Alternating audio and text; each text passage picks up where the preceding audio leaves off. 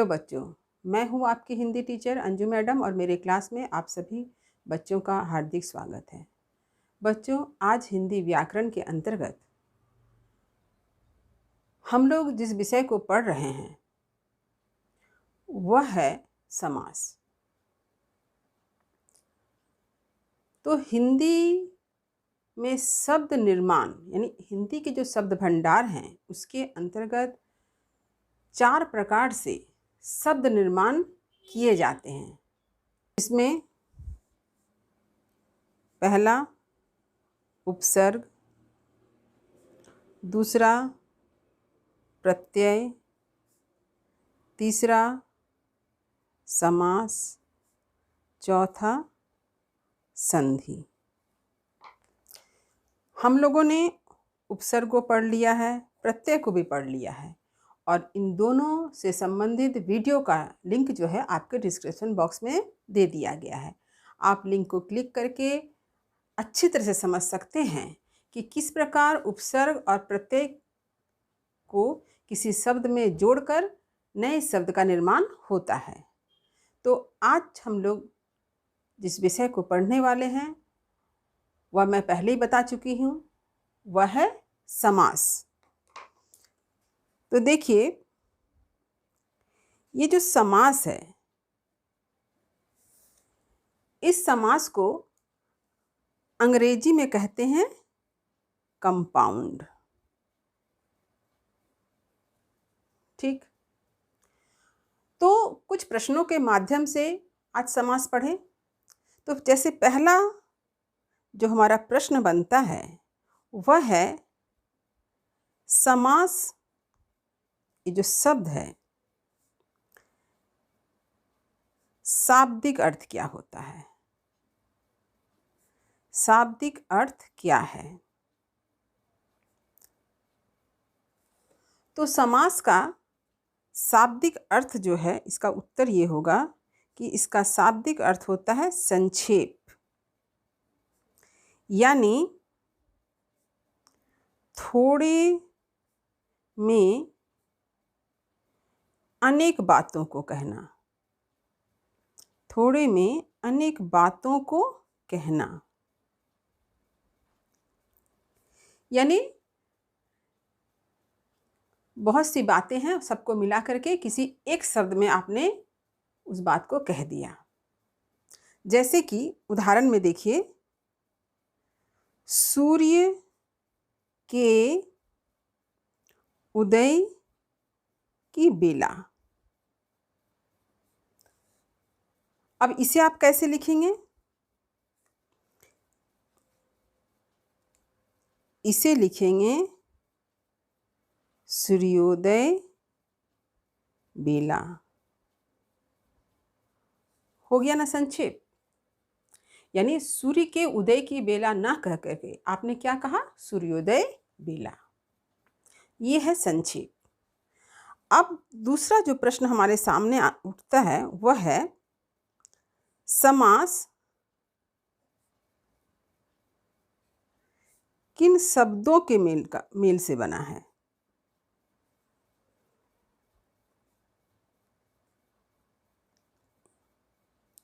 यानी ये जो समास शब्द है इसमें कौन से 2 शब्द आए हैं?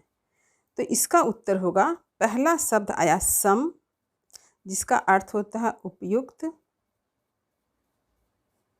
और दूसरा है आस, यानी पास रखना। तो क्या अर्थ बना? 2 शब्दों को उपयुक्त रूप से पास रखना। जैसे दिन और रात है, तो इसे कैसे लिखेंगे? दिन रात। यानी सही ढंग से, ठीक से, सही अर्थ में जब हम शब्दों को पास रखते हैं तो वो है समास। तो अब चलते हैं समास की परिभाषा क्या है। देखिए, समास की परिभाषा।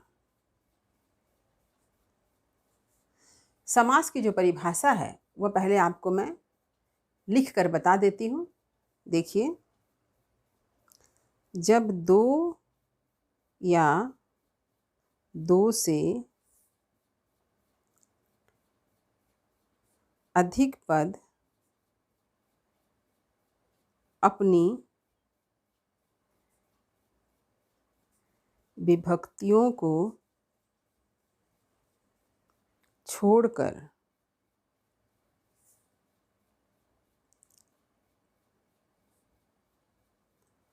आपस में मिलते हैं तो समासिक पद या समस्त पद बनते हैं और इस प्रक्रिया को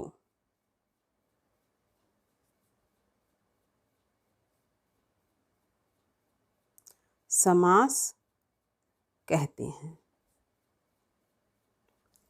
देखिए, पहले आप परिभाषा को ध्यान से देखिए। जब दो या दो से अधिक पद अपनी विभक्तियों को छोड़कर आपस में मिलते हैं तो समासिक पद या समस्त पद बनते हैं और इस प्रक्रिया को समास कहते हैं। तो यहाँ पर आप ध्यान दीजिए, यहाँ पर पद शब्द का प्रयोग है, शब्द का प्रयोग नहीं है, पद का प्रयोग किया गया है। और ये पद अपनी विभक्ति को छोड़ते हैं, यानी पद में क्या लगा हुआ है? विभक्ति लगी हुई है। और आपस में जब मिलते हैं तो क्या बनता है? समासिक पद या समस्त पद बनते हैं और इस प्रक्रिया को समास कहते हैं। यानी समासिक पद या समस्त पद बनाने की जो प्रक्रिया है, ये प्रक्रिया ही क्या कहलाती है? समास कहलाती है। अब उदाहरण देख लें। राजा का पुत्र क्या बनेगा? राजपुत्र। गंगा का जल क्या बना? गंगा जल। माता और पिता क्या बनेगा? माता पिता। और एक ये भी लिख लीजिए, सूर्य के उदय की बेला, यानी सूर्योदय बेला। तो अब आपके सामने उदाहरण है, विभक्ति लगी हुई है का, और, के, की इत्यादि। कुछ अव्यय भी होते हैं और अव्यय है, ठीक है, यहाँ और अव्यय है। तो इस तरह की जो शब्द यानी यह जो विभक्ति होती है, इनको जब हम छोड़ करके जब सब पद को मिला देते हैं तो वो बन जाता है समस्त पद। और ये जो बनाने की जो प्रक्रिया है ये होती है समास। यहाँ पर देखिए 1 2 3, यहाँ पर 1 2 पद है, यहाँ भी 1 2 पद है, यहाँ भी 1 2 पद है, यहाँ पर 1 2 3 है। यानी परिभाषा के अनुसार 2 या 2 से अधिक, यानी 2 पद भी हो सकते हैं, 2 से अधिक पद, 3 4 5 भी हो सकते हैं। और उन पदों को जब मिलाया जाता है और उसकी विभक्तियां हट जाती है तो वो समस्त पद बनता है, यानी समासिक पद बनता है, समास विधि से बनता है। तो समास एक प्रक्रिया है, विधि है पदों को जोड़ने का। तो यहाँ पर आप ध्यान दीजिए कि यहाँ पर जो समासिक पद आए हैं इनमें 2 पद हैं। जब 2 पद हैं तो एक कहलाता है पूर्व पद और दूसरा कहलाएगा उत्तर पद। यानी राजा हो गया पूर्व पद, पुत्र हो गया उत्तर पद। यानी पद जो होते हैं एक से अधिक हैं, पहला कहलाएगा पूर्व पद, उसके बाद जो आएंगे वो कहलाएगा उत्तर पद। इसे भी आपको याद रखना चाहिए। अब जैसे है समासिक पद किसे कहते हैं, तो समासिक पद तो आप जान गए कि जो नया शब्द बनकर आया, समास विधि से जो नया शब्द बनकर आया वही कहलाता है समासिक पद या समस्त पद।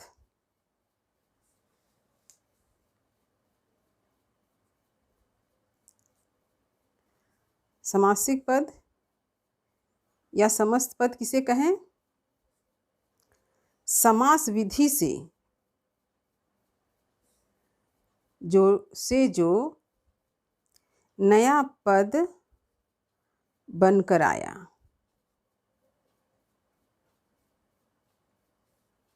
उसे ही समासिक पद या समस्त पद कहते हैं। तो समास को पढ़ने के साथ ही साथ आपको बहुत सारी चीज़ों की जानकारी आपके पास होनी चाहिए, जैसे पद किसे कहते हैं, पूर्व पद क्या है, उत्तर पद क्या है, समासिक शब्द क्या हैं। इन सब को अगर आप नहीं जानेंगे तो समास आपको समझ में नहीं आएगी। तो इन छोटी छोटी बातों को, इन छोटी छोटी जानकारी आपके पास होनी चाहिए ताकि आपको समास समझने में ज़रा भी दिक्कत ना हो।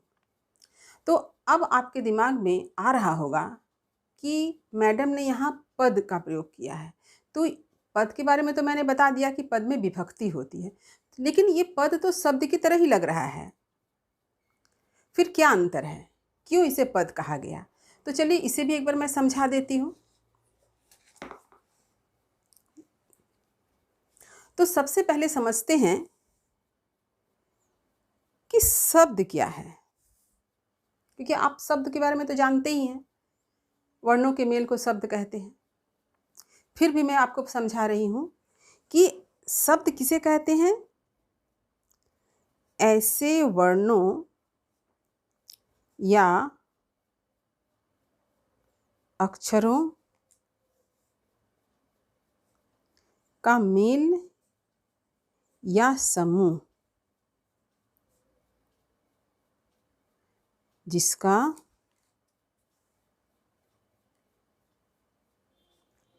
अर्थ निकलता है उसे शब्द कहा जाएगा। जैसे क जोड़ ल जोड़ म क्या बना?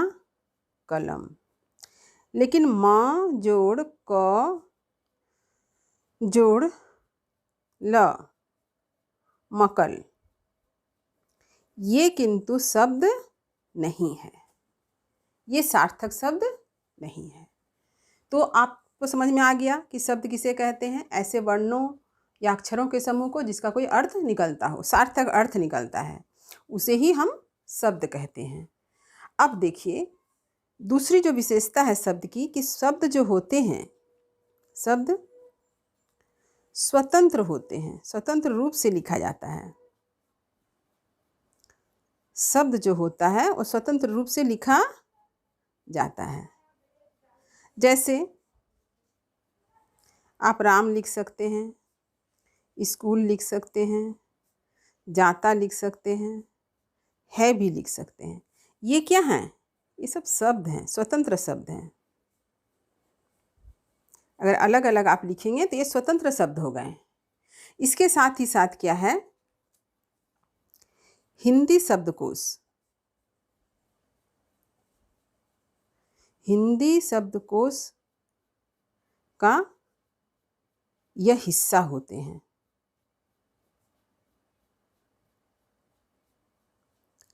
हिंदी शब्दकोश का हिस्सा होने का अर्थ क्या? आप जब डिक्शनरी में आप राम शब्द का अर्थ खोजेंगे, स्कूल शब्द का यानी विद्यालय शब्द का अर्थ खोलेंगे, या जाता शब्द का इसको अर्थ खोजेंगे तो आपको अर्थ मिलेगा, वहाँ पर शब्द का अर्थ मिलेगा आपको। जैसे कि एक उदाहरण देखिए, जैसे कि है कलम से लिखा जाता है, यह तो एक वाक्य है, लेकिन इसमें एक शब्द है, दो शब्द हैं, 3 शब्द हैं, 4 शब्द है, 5 शब्द। अगर इसको आप अलग अलग से लिखें तो इसका अर्थ आपको हिंदी डिक्शनरी में मिल जाएगा। तो ये है शब्द। शब्द क्या है? स्वतंत्र होते हैं। जैसे यहाँ एक तो जैसे कलम है, आम है, इसके साथ साथ घर, मकान, ये सब क्या है? ये सब शब्द हैं, सार्थक शब्द हैं। ये अपने आप में स्वतंत्र हैं। तो ये हैं शब्द, इसको आपको याद रखना है। ये क्या है? ये सारे शब्द हैं। और तो अब चलते हैं पद। तब क्या है? देखिए, अब पद को समझते हैं। देखिए पद क्या है?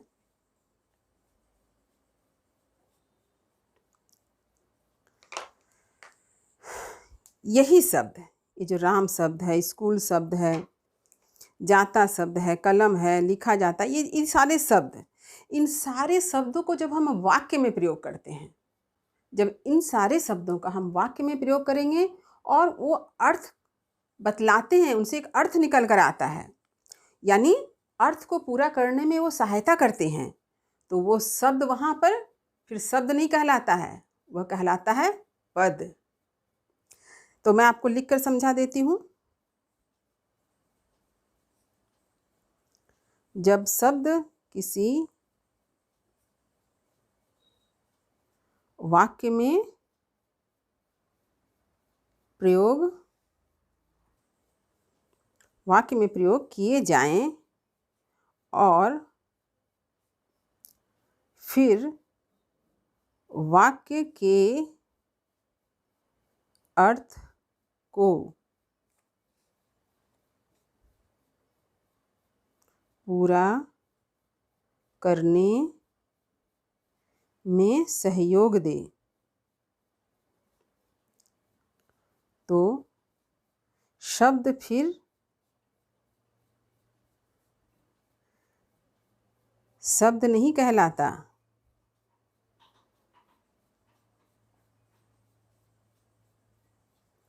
वह पद कहलाता है।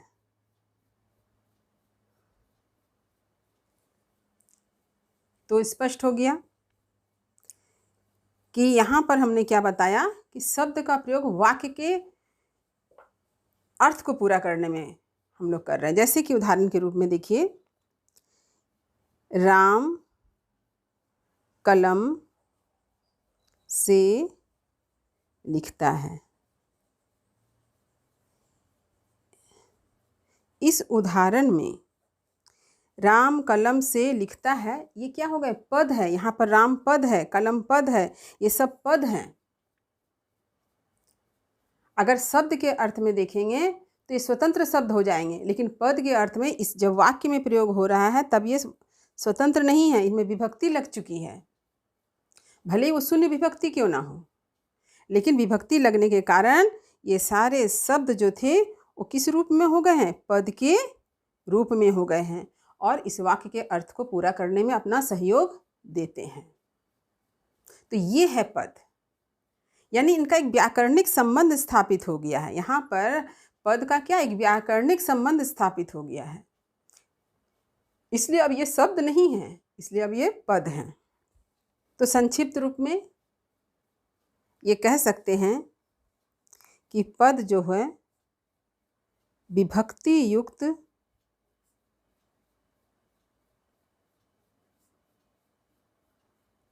शब्द को ही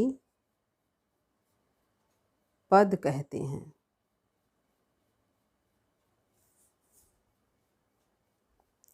यानी जब कोई शब्द वाक्य में शामिल होकर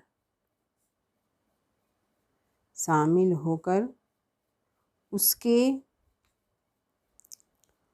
अर्थ को पूरा करने में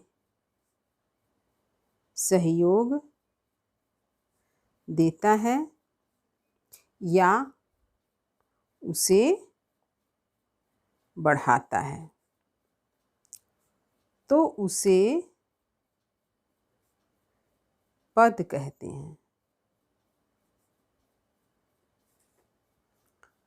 तो यह बात आपको समझ में आ गई। तो समास जो है वह समास क्या है? दो या दो से अधिक पद जब अपनी विभक्तियों को छोड़कर आपस में मिलते हैं तो एक नया पद बनता है जो समासिक पद या समस्त पद कहलाता है। और ये जो नया शब्द यानी समासिक पद और समस्त पद बनाने की जो प्रक्रिया है वह कहलाती है समास। समास में मैंने बताया दो या दो से अधिक पद होते हैं, इसलिए पहला पद जो वो पूर्व पद कहलाया और दूसरा जो है वो उत्तर पद कहलाया। तो इस प्रकार आपको शब्द और पद समझ में आ गया। अब देखते हैं समास की क्या विशेषता है। तब समास की क्या क्या विशेषताएं हुई? पहला, समास में कम से कम दो पदों का योग होता है।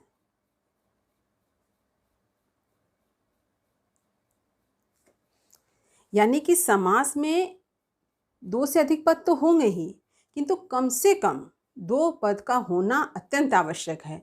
एक पद होने से उसका समास कभी नहीं हम बना सकते, समासिक पद नहीं बन सकता है। दूसरा, दो पद मिलकर एक पद बनते हैं, यानी एक पद का रूप लेते हैं।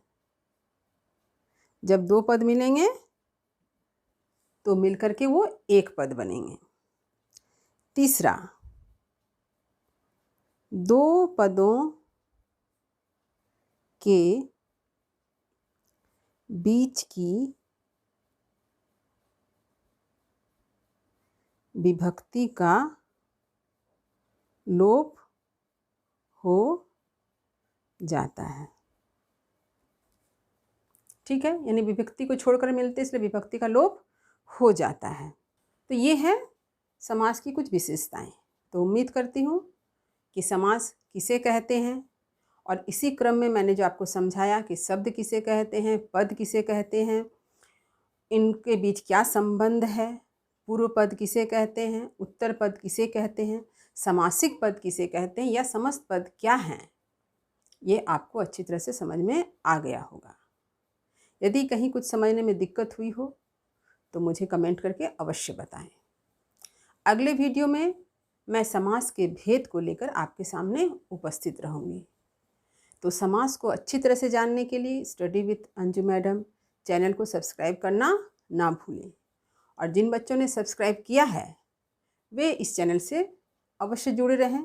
उन्हें तो मेरे हर आने वाले नए वीडियो का नोटिफिकेशन मिलता रहेगा। तो इसलिए जो बच्चे नए हैं वो चैनल को सब्सक्राइब ज़रूर करें ताकि उन्हें भी हर नए वीडियो का नोटिफिकेशन मिले, उन्हें भी मेरे वीडियो का लाभ मिले। समास यह एक बहुत ही महत्वपूर्ण विषय है। यह ऐसा विषय है जो बच्चे 5 क्लास में भी पढ़ते हैं, 6 में भी पढ़ते हैं, 7 में पढ़ते हैं, 8 में पढ़ते हैं, यहाँ तक कि 9, 10 में भी इसकी पढ़ाई होती है, 11, 12 में भी पढ़ाई होती है, ग्रेजुएशन में भी होती है और पोस्ट ग्रेजुएशन में भी इसकी पढ़ाई होती है।